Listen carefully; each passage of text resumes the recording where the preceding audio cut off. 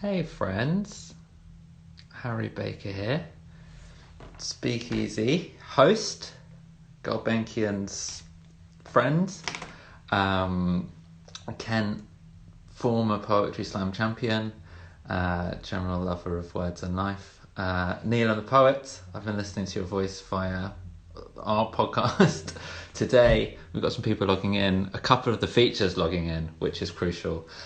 So if you don't know what SpeakEasy is, it is a monthly night held at the Gulbenkian usually, where I get to host some of the best poets from locally and nationally, and we were going to be doing an event tonight. Obviously we can't do that, but the Gulbenkian has let us have an Instagram takeover. So I get the joy of being the host and just taking it in turns to bring various brilliant poets on for you. Because of the nature of Instagram Live, I will also just be splitting the screen with them and watching them do their poems, but hopefully that's encouraging and not distracting. I will kick off with the poem and then get our various poets on in the order. Hopefully they're expecting it. We're going to have Tommy on first, then Tyrone, then Connor, and then Jess. The fact that we've got 4 different features means there are 4 opportunities for this to go wrong, which means there are 4 moments of euphoria when we do make a connection. I know everyone's trying to connect whoever they can these days, and we are no different. So thank you for being part of this. I'm going to kick off with a poem that I've written about this time, and it's called When This Is Over, and it goes like this. When this is over, I will hold you closer than you've ever known. When you see me, you can squeeze me till you feel my very bones. How I long to let you know that I won't want to let you go. There will be so much left to say, yet still some things are better shown. I will wrap my arms around you for the seconds we have lost. Our words will find a way to wait as we locate the weight of us. Though we are changed, there stays a sense of same about the way we touch. Though it is strange, we will embrace how long it takes us to adjust. The world of everything we knew is somewhere we cannot return.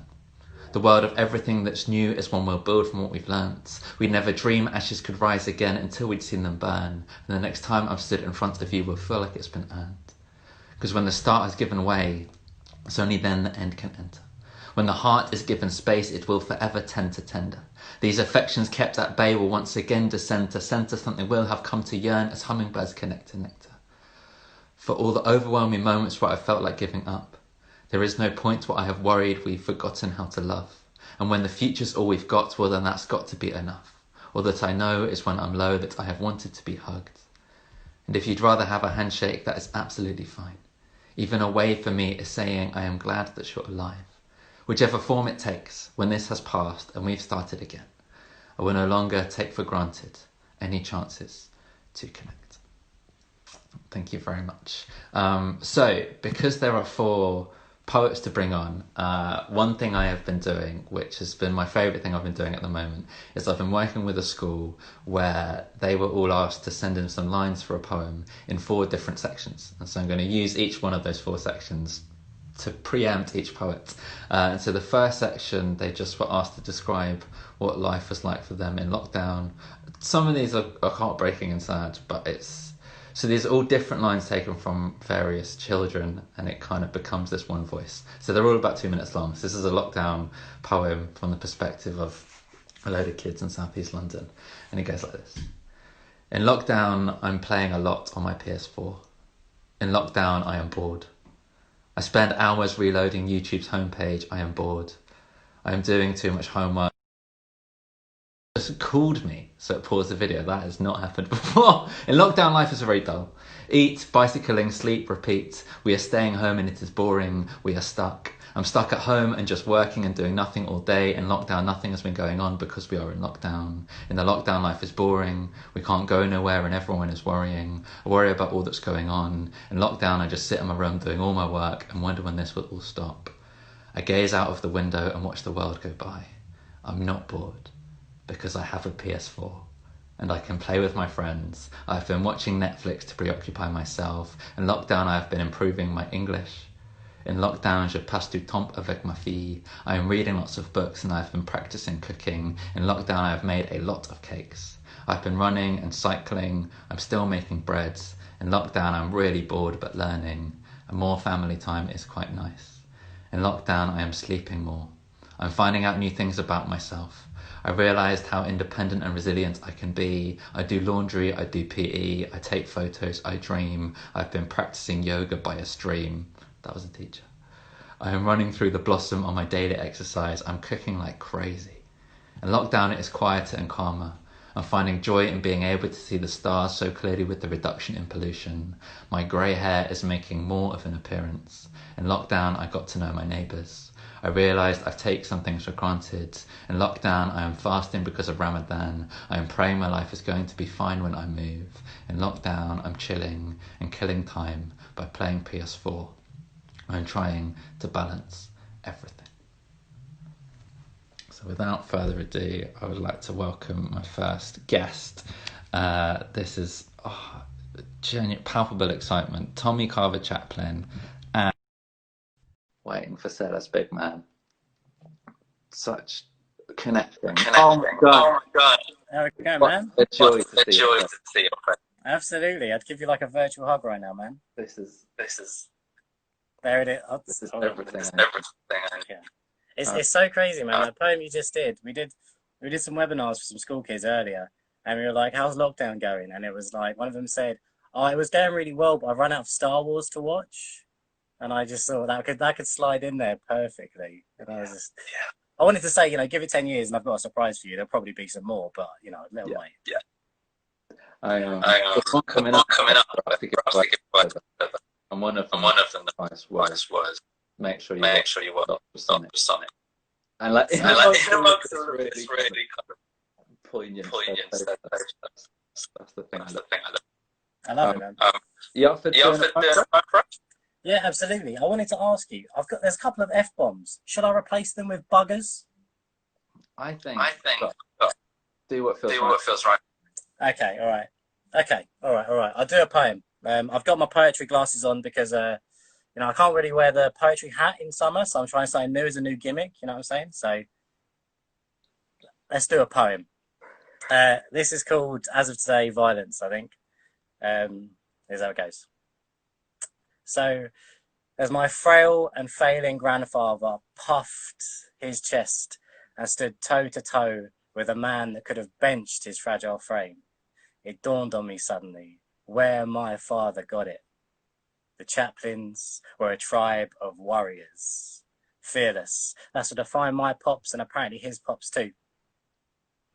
I remember asking my brother what it was like for him growing up once. I remember Dad shouting a lot, he said. I remember that too. Fuck off, you fascists, he would bellow from the car. And I'd wonder what a fascist was and what made this shit driver one. But more than anything, I wondered why it made me so scared. But my dad, he wasn't just a fighter of traffic fascists. No, he was bold and he was brave. And I've seen him stop stabbings. And I've seen him scare abusers out of Streatham. But when my dad was fearless, I was fearful. What would it take for me to become a man? I found out the answer to that question when some year 9 dickhead kicked me in the back of the calf one too many times, and I shed that shell of powerlessness that had forever defined me. And I came to realise violence was power, and I was finally becoming a man. See, I'd always wanted to be a superhero, smart, stoic, and strong. And after my first fight, I was untouchable. Until 4 coppers dragged my sag of a body and threw me in the back of a van. I spent what felt like a lifetime blinded by blinding lights and blinding walls. The detectives asked me why I'd punched him. I didn't like bullies, I told them. And my dad didn't either. But my dad, he was not impressed. See, my dad, he dropped out of school at 14. A secret nerd, just like me, though he's only just realising it now. He loves the Marvel films just like the rest of us, only back then, comics would get you beat. And much like me, he's been plagued by mental health issues his entire life. Only back then, they did not exist. But when I was too scared to go to school, when the fear took over and my guts erupted, my dad saw the same as me, as in him. And my dad took me back home. And when the teachers and the council and the principals and the support officers asked why I was ill all the time and why I never came in and why my dad allowed it, my dad told them to get fucked. See, my dad, he wasn't violent, really. He had some microaggressions bred into him, sure, but it was a different time. But my dad, he's a protector. And he pisses himself when babies laugh. And we both pissed ourselves when my tit got stuck in the Hoover. So yes, I'd always wanted to be a superhero. Smart, stoic and strong. But more than anything, I want to be my dad. Soft, sensitive and sweet. Kind, caring and courageous. And yet still smart, stoic and strong. Because those are only a few of the many, many things that make him a man. And never again will I mistake that for the violence. Thank you. Thank you so much. Thank you. That's one. I had to kick someone off. Sorry, man. Any final words for watching? Thank you for having me. It's been a pleasure. I look forward to the rest of the stream. You're wonderful. Thank you. Thank you.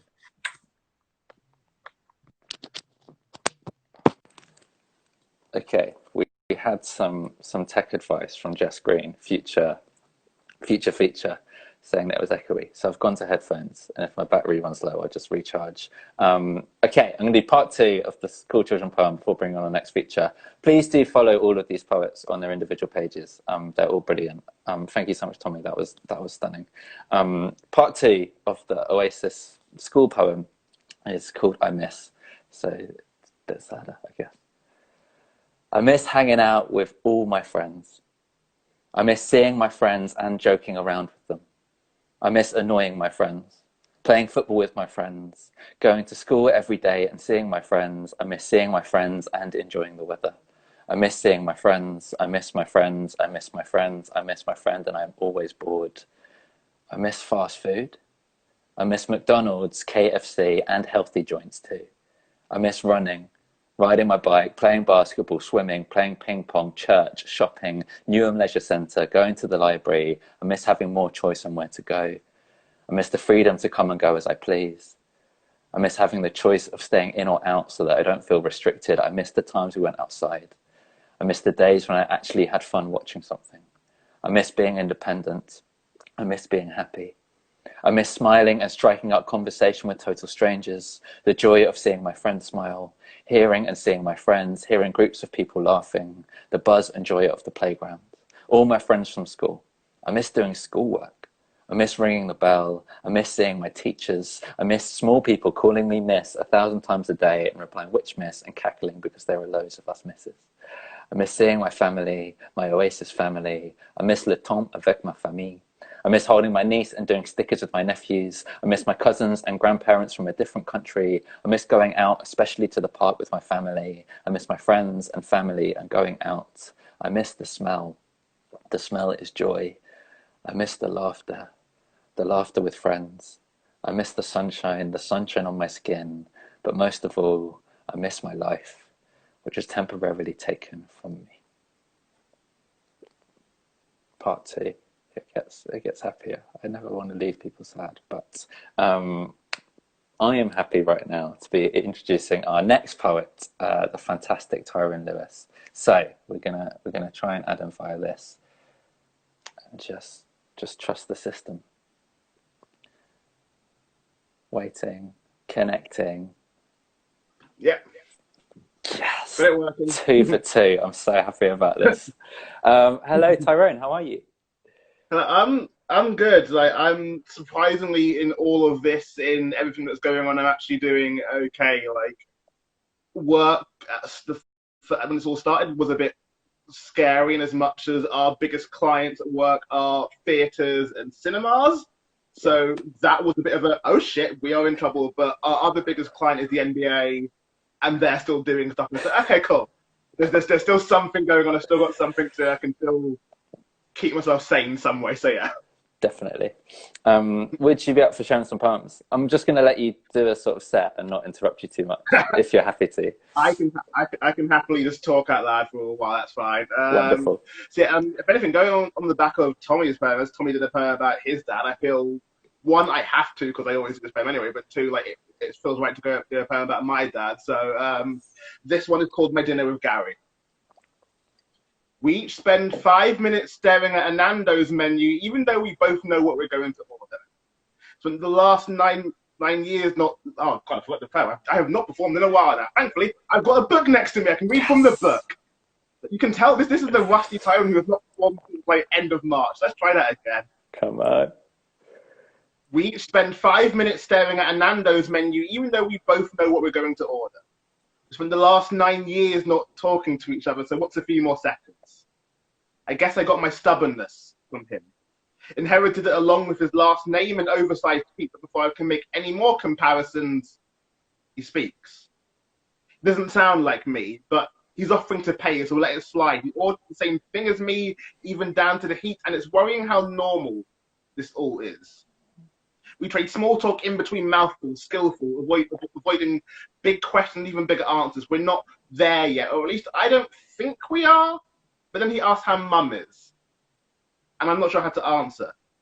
I'm not sure what kind of an answer he wants, or what kind of an answer I'd like to give, and fine seemed to suffice, and even for being good, to add in a bit more colour, and he seems satisfied, doesn't pry, just accepts it, like he expected it, and we're halfway through now.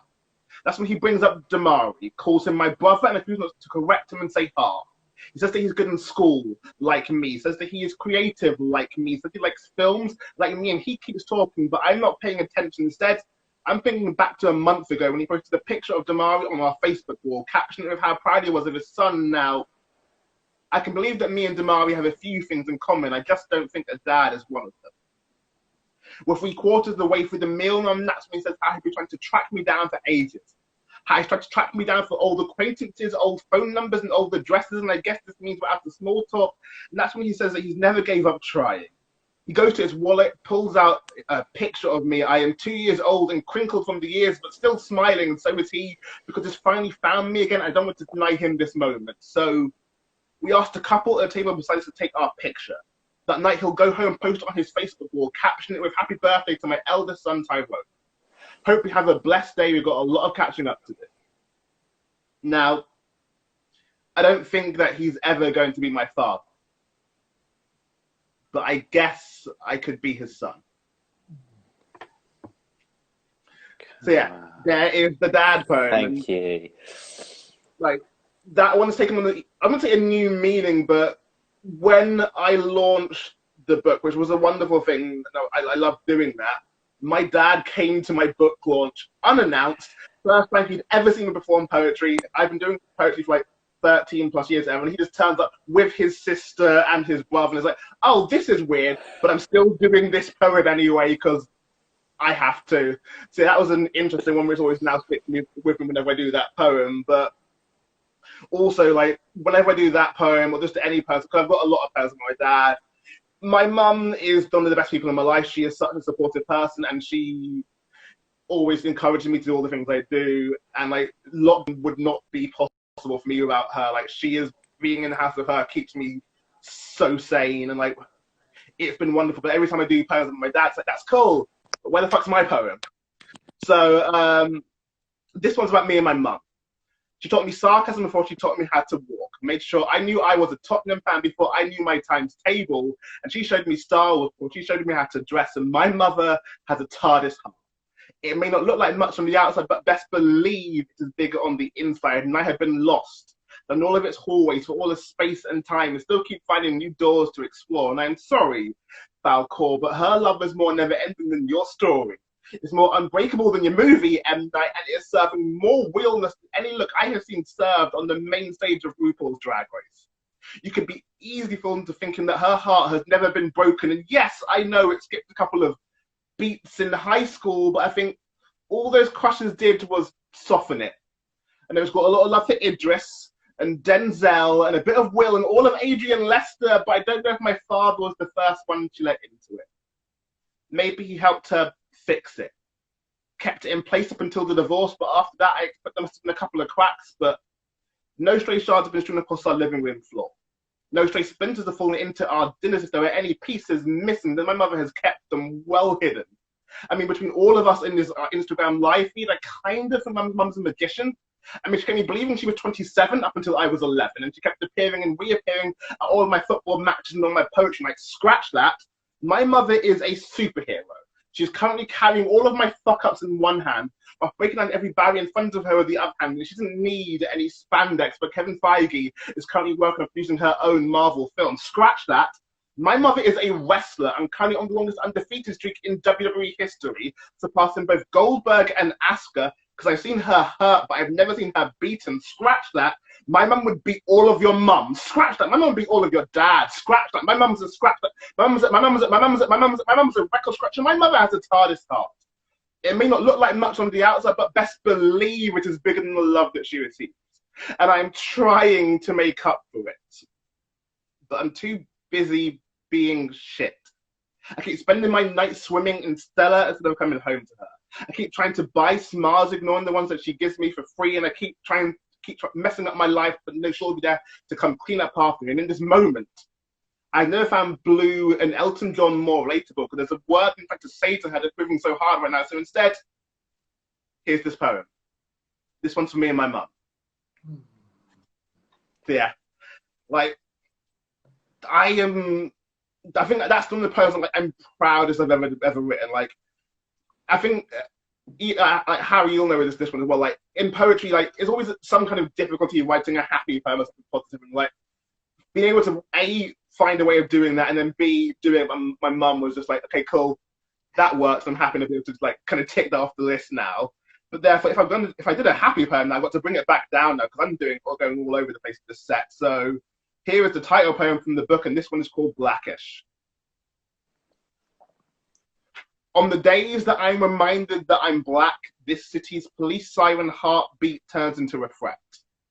I wear fair-skinned tight, hoping it can mask my melanin, and every bag that cuts closer to their chest is a gut punch, and I'm struggling to breathe like he did.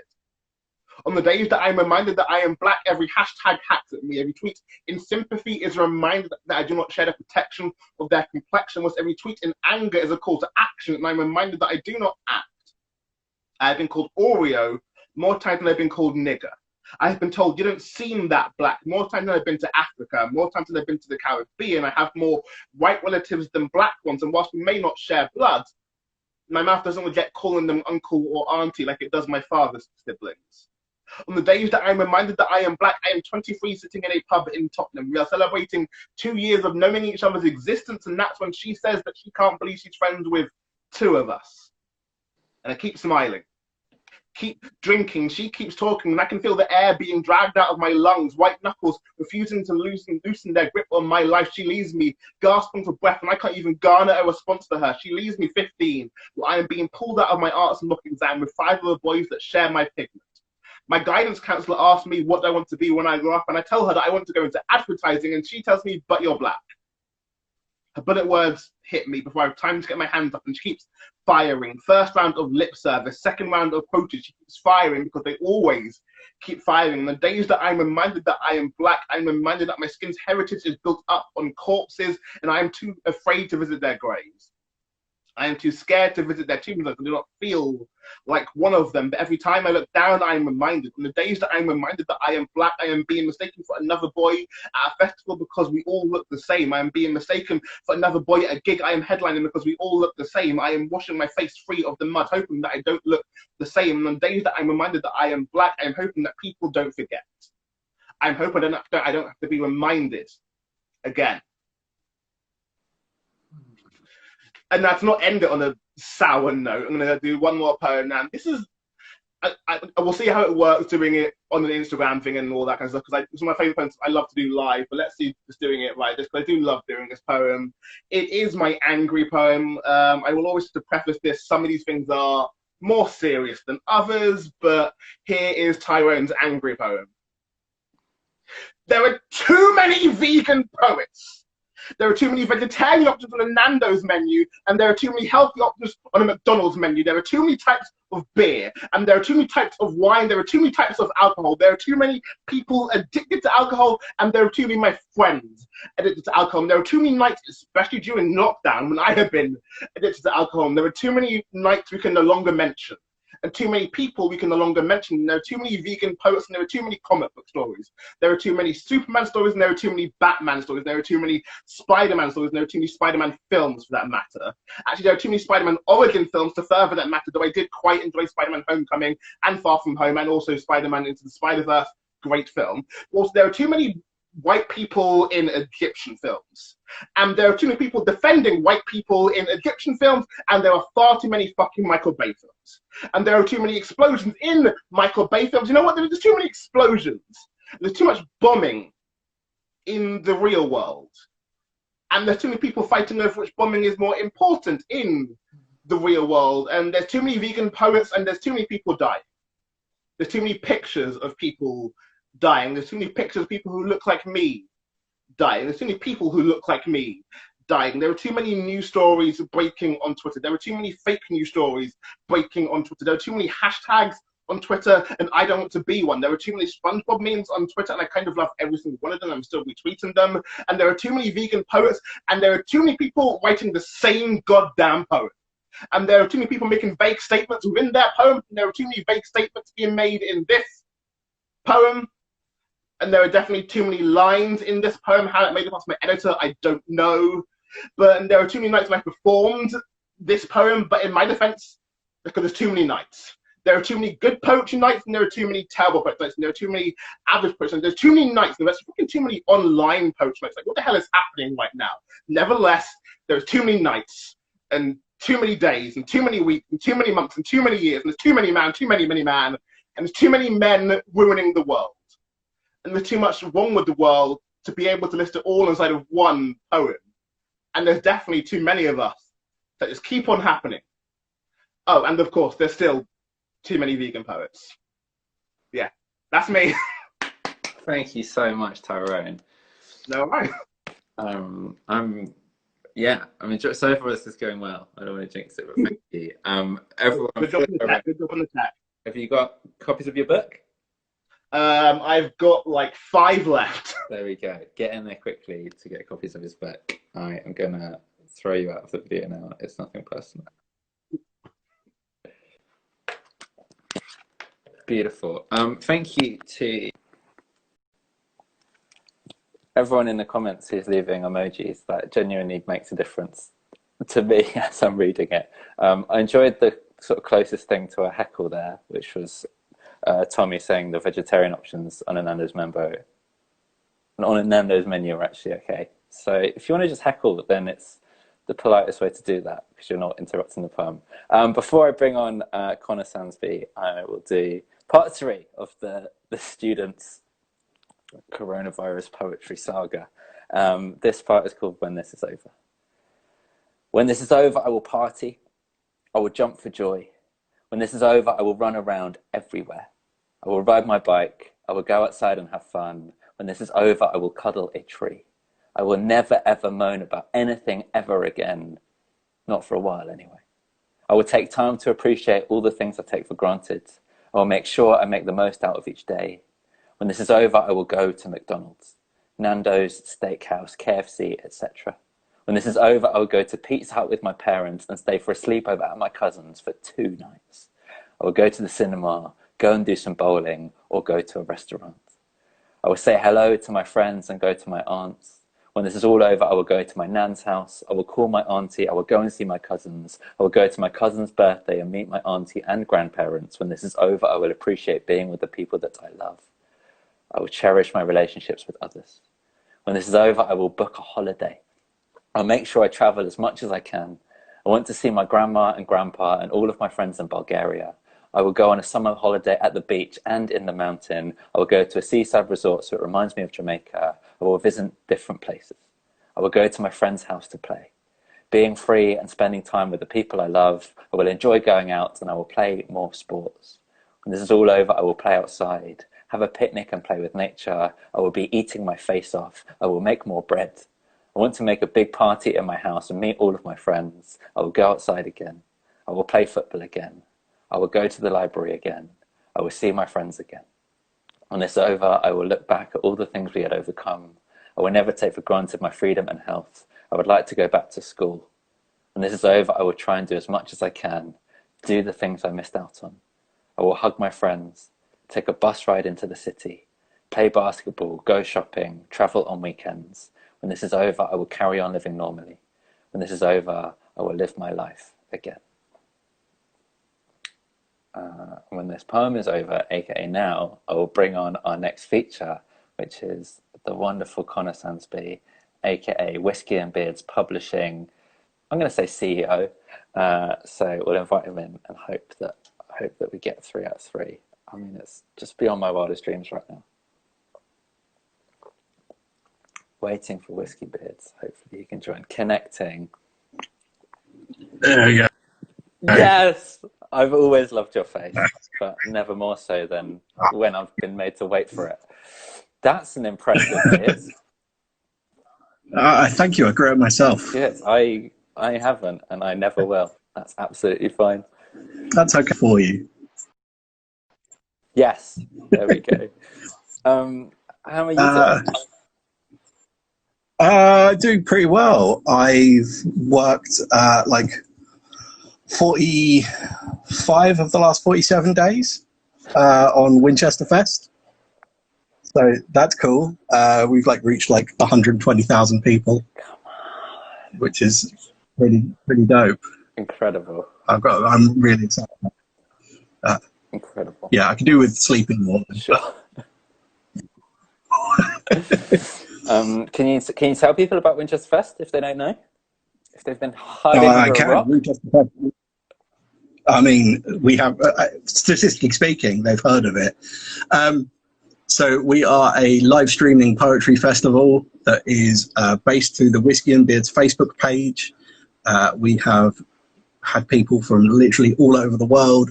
We've had events up and down the country from people who would normally running gigs who can't in this time, people who would have made debuts, people who just want to use it as an excuse to do something cool. It's been amazing. Like I say, we have reached hundreds of thousands of people now through like a 50 quid solution. We use Zoom. It's fun. Incredible. Would you like to share a poem with us? I would love to share a poem. So I'm writing a book at the moment about the sea, which is really hard when you can't like just go down and hang out by it.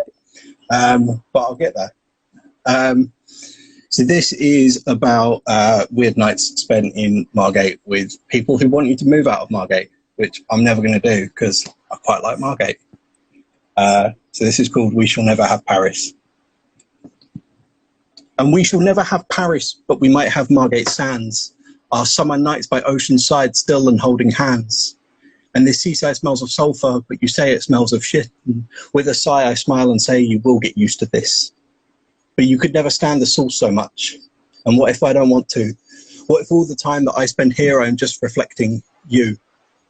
And we make our way to swarming bars, spend a night on double drinks. And I think it almost scary how your feet slide their way to me, you kiss. And Paris is so far away, but your hand is next to mine. And I watch and wait silently for something like a sign. You say I'm too cerebral and I ask, what does that mean? While people are busy being human, you're trying to understand the human being. And slowly you start to move, heading for your train. And though that you might leave me, I know this sand will stay. I could never strand myself away from all I've known. And we shall never have Paris, but we shall both find home. Thank you, Ben. Thank you so much. Wonderful. And also happy birthday for the other day. Thank you, man. I got your book. Thank you very much. Very welcome. Any final words for the viewers? I mean, follow me on Facebook, Whiskey and Beards Publishing. Do it. Be part of the Winchester Fest revolution. Yeah. Beautiful. Cheers, man. Cheers. Fantastic. Just before I bring on our final feature, which I'm very excited about, my final part of the school saga, advice. You are never alone. Remember that we will get through this together. Be calm, stay safe, love your family, watch Netflix. Focus on the small things, they are the big things. Get up, make your bed, get dressed, eat breakfast, open the window to feel the sun on your face. Give yourself a break. Be brave. Soon this will be over. Definitely don't lose hope. And don't forget to wash your hands. It is a tough time, but we will all get through it. The sooner we get through this, the sooner we can go back to normal. Remember, even the darkest night will end and the sun will rise. Exercise. Make sure to call family and friends. You should parler beaucoup avec les amis. If you are stressed, then talk to someone about it. Talk to your family and friends on the phone. Even if you think that it feels silly to ask for help, just do it, because then you will feel much better. Everyone's going through the same thing. Be patient, because everything will finish soon. Keep washing your hands. Create a list of things you want to do. Cuddle your mum, do homework, do a dance, draw a picture, listen to your favourite song, feel happy. Make sure you give yourself something to do. Eat food. Having a routine has definitely helped. Make sure you do something you enjoy every day. Have fun with the people you live with. Stay together with your family. Together we are stronger. Try things you couldn't find the time to do before. Think about the things you love and will hope to do again. Come out refreshed, renewed, ready. Stay calm and stay safe. Stay positive, stay at home. Stay safe at home. Just by the simplest things, such as looking out for one another. Think of the future. You are going to get through this. You can get through this if you use your imagination to create the life and world you want to see. If things are difficult now, it will get better. I can't say anything now, sorry. Just keep fighting through it and it will all be over.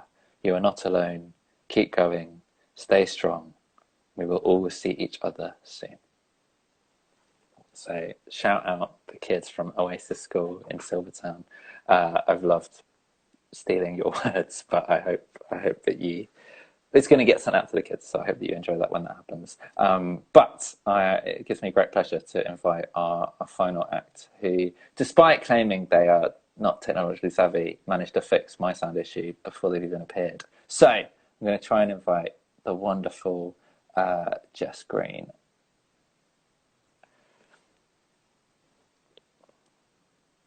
Connecting. Yes! Hi, Jess Green. How are you? I'm good, thank you. How are you? Yeah, I'm really good. This is really exciting. I'm very glad you're here. This is my favourite part, because this is the bit where nothing more is needed from me, so I can just sort of sit back and enjoy it. But thank you very much for doing this, for being part of it. Not at all. Thank you for having me. I've put a suit on specially. Yeah, I'm very impressed. Thanks very much. I will hand over to you. Great, cool. Hello, my name's Jess, people who are watching this, and I'm going to do some poems. This feels really weird. I've never done anything like this before, and actually I haven't really even watched any virtual gigs, so it feels really odd that I'm just going to sit in my room and just do poems at you. I literally just put this on so that I would look smart, but actually I'm really hot, so I'm actually going to take this off to do the poems. Cool. And I actually haven't done a gig since like January, so this is really exciting, and let's hope my Wi-Fi holds up. Cool, I'm going to start with this poem. My mum always thought I'd get a job with the Labour Party, write a novel in the evenings. Except I was 21 and had just been to a Cape Tempest gig. So 2 weeks before graduation, I told her that I decided to become a poet. And it was all going to be very exciting in my garret, cigarettes and notebooks. Think Nemo in Bleak House, but with more Leonard Cohen. I'd get a cat, have a string of lovers, beat back the literati from the front door just as soon as I was discovered by The Guardian. Age 30, I have a husband, a dog, and every so often I appear in the Leicester Mercury. The novelty of telling my partner's parents, friends that I'm a writer for a living has worn off. Now I just crumble into vague and babbling embarrassment. If I can't face it and will never see them again, I say that I'm an English teacher for fear that they'll ask, oh, have you written anything that we would have heard of? No, not unless you got a good memory for vintage YouTube videos. Even T.S. Eliot kept his job in the bank, didn't wander blindly with swaggering enthusiasm into the abyss. How I despise all of those quiet girls I went to school with, whose mothers always said they couldn't come swimming because they had too much homework to do, whose profile pictures now show them swimming in the Bahamas with 2 privately educated daughters they can afford to raise, not camping in a field with their parents, who they themselves were hoping that retirement would bring freedom from weekends away with their permanently broke and scruffy youngest. In response to the news of my future career path, my mum asked me why I felt more people didn't become full-time freelance performance poets. Because they're boring? Probably never thought about it.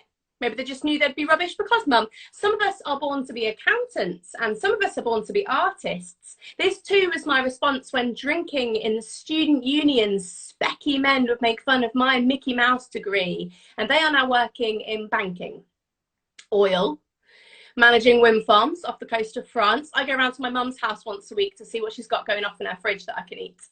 Who knew there was so much to pay for as an adult? That a pension wasn't something as far off as my own mortality. Lidl and Aldi have become the lifeblood of my existence. My optimistic savings accounts are long ago depleted. I now only service my car at the tried and tested half-price garage. I pace the house searching for possessions I can sell on eBay, and still nobody wants a copy of Sliding Doors on VHS. But who needs disposable income when you have got 3 of a 5-act, self-aware yet deprecating one-woman show mapped in your heads? Who needs a house, a mortgage, gas and electricity, a phone, the internet, a car and foreign holidays, a laptop, a telly, savings for when the boiler breaks, trainers, new clothes, insurance for when things can and do go wrong, the world's smallest but most inexplicably most expensive dog when you have so many feelings, and the means to express them through the power of art and a bloody well crafted poem. Thank you very much. Cool, so that is a poem about how difficult it is to make a living as an artist, and that was before lockdown.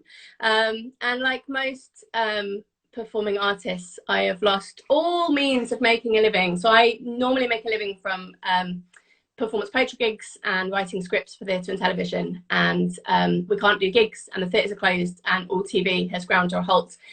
So I'm now have entered into the world of Patreon, which is where I write poems every day, and I ask people to give me like £3 a month, like I'm a sort of donkey charity. But actually that's genuinely helping me to continue to pay my mortgage, so I'm very grateful that that seems like a fair exchange to people. So I am going to do a couple of those kind of new lockdown poems, but first I thought I'd do this poem. This is about a house I lived in a few years ago, and I had some really awful next door neighbours, and I felt like, as we're all probably spending a little bit more time and in close proximity with our neighbours, this might have some relevance. So this is called Number 81. The walls are thudding, like my least favourite band through mud.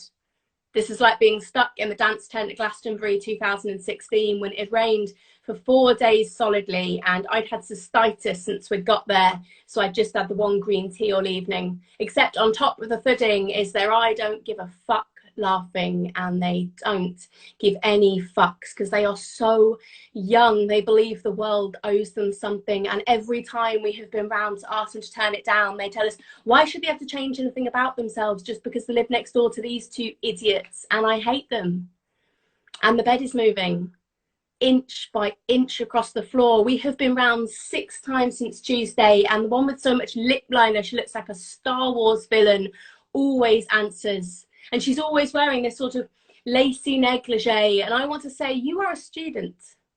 Where are your worn down trackies and Subway stained t-shirt? What woman who isn't Holly Golightly has any use for this sort of see-through undergarment? But I don't, because I tried that approach last week, and I'm just sobbing in my slippers in the street, and it may as well be raining for how pathetic this is, because 3 days ago I promised myself that she would not reduce me to this, but she has, because she's won.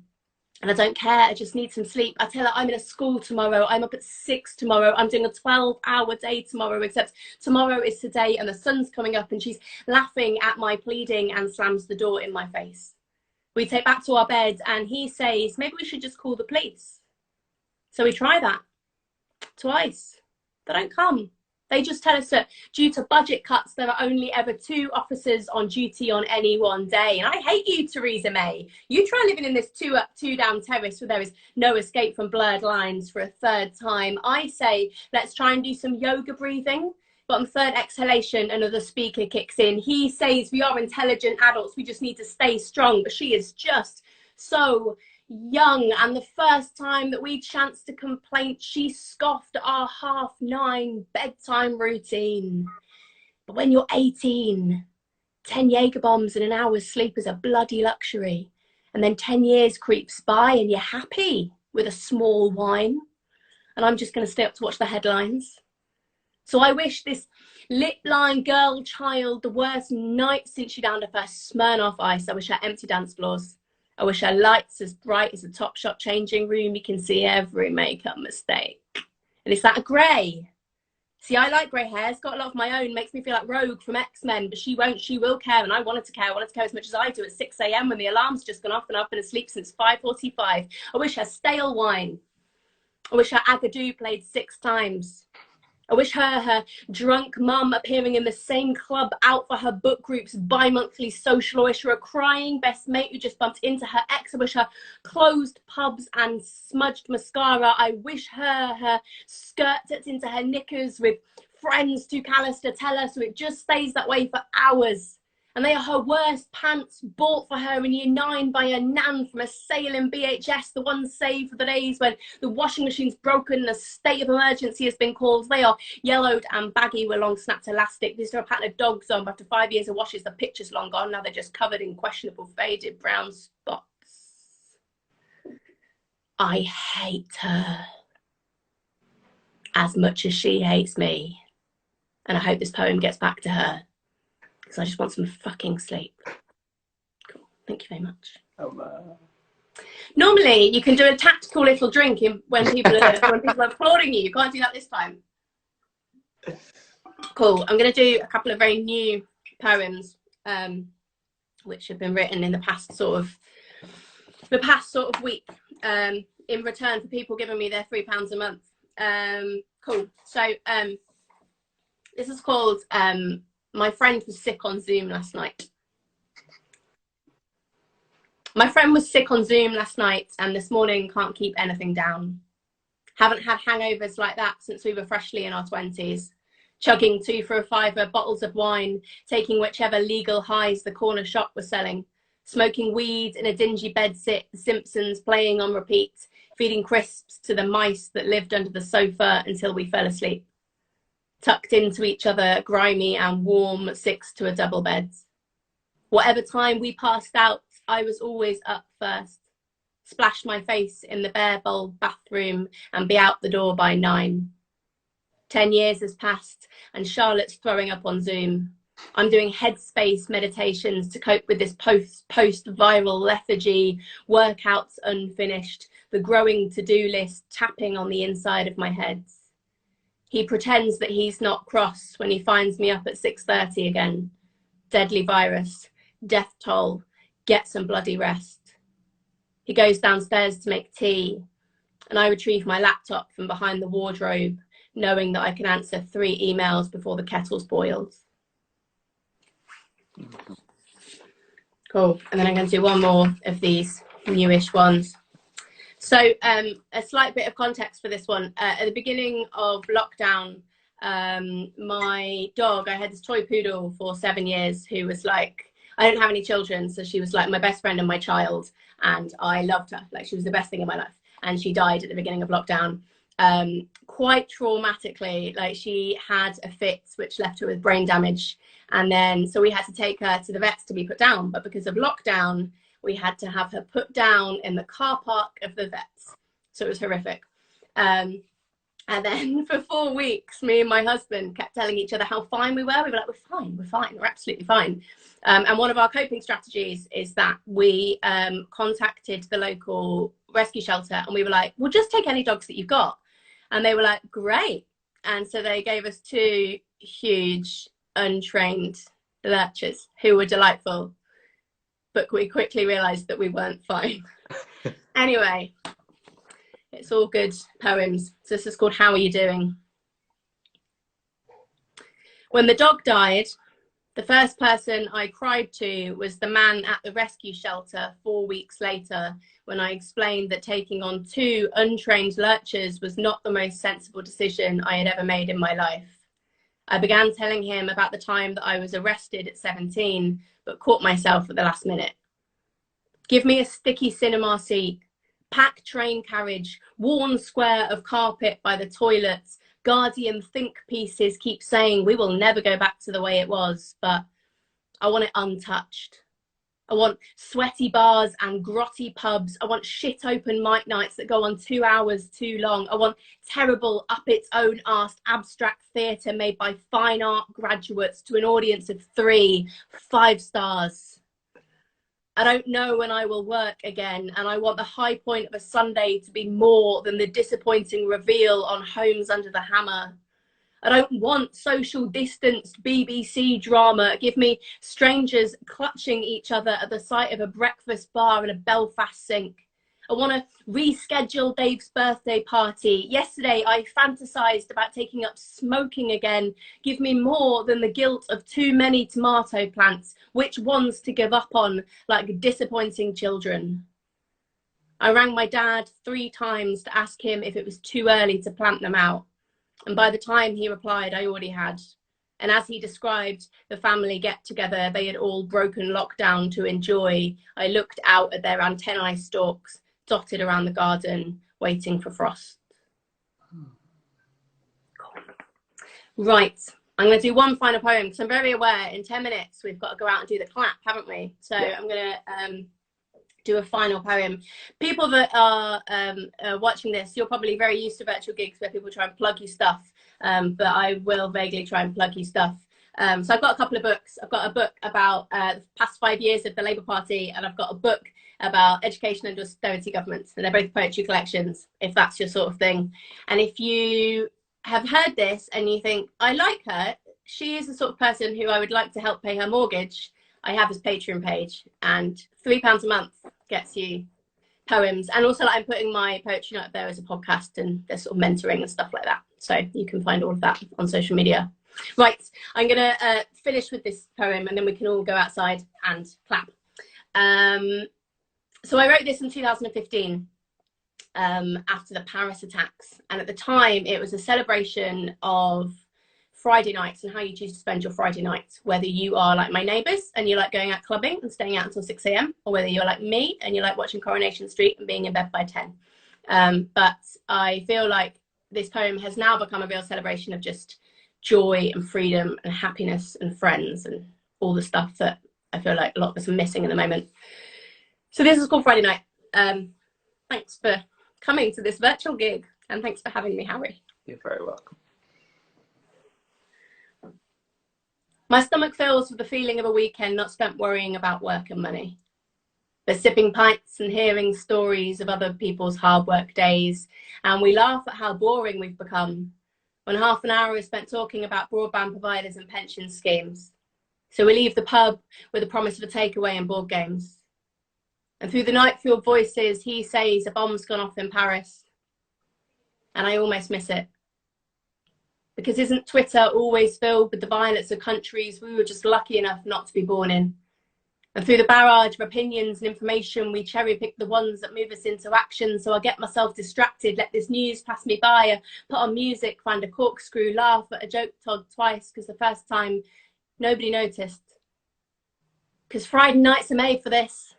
For wine and chat and jokes and gossip, for your favourite film and your comfiest pyjamas, for the most expensive ready meal and watching crap telly with your parents, for trying that new sushi place, for spilling beer on your dress and not caring, for being a teenager and wearing a brand new pair of Converse trainers to a rock gig because you saved up for weeks to buy a ticket, for first dates and 50th dates, for standing in the street with your best mate and laughing so hard neither of you can speak, your mascara's running streams on your cheeks, and what makes it even funnier is that neither of you can remember what was so funny in the first place.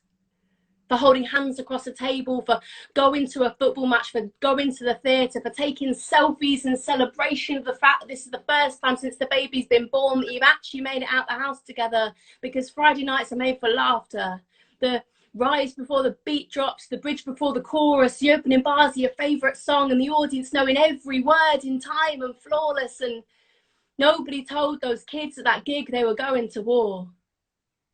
They were dressed up, hyped up, excited with their mates, and when the first gunshot went off, I bet some of them had their arms around strangers, because music doesn't see the gaps between people, it just tells you to throw off your insecurities and enjoy it, and nobody has the right to say that's wrong. To decide who lives and dies, and even when Cameron's bragging about dropping bombs, well, I'm a Corbyn on this one. That hate breeds hate and death breeds death, and Friday nights are sacred. To have a few hours out the working week to not feel sad or scared or worried. To put an arm around a shoulder, to take a hand, to look into the face of someone you love and say, should we get a drink and have a dance? Cool. Thank you very much. Thank you so much. Yes. Wonderful. Just in time. We will now all finish, go out and clap the NHS as they deserve. But if we could have some virtual applause now for all of the pugs we had so far: Tommy, Carver Chaplin, Tyrone Lewis, Connor Sansby, and the wonderful Jess Green. Please do buy Tyrone's book if you can, support Jess if you can, go and check out Winchester Fest, follow all of these people. Huge shout out to the Gulbenkian themselves for not only letting us host this, they're also one of the organisations that have been incredible, and they've still kind of paid artists where they can, and they're trying to do that. So thank you for watching. I'm going to try and save this to the Gulbenkians IG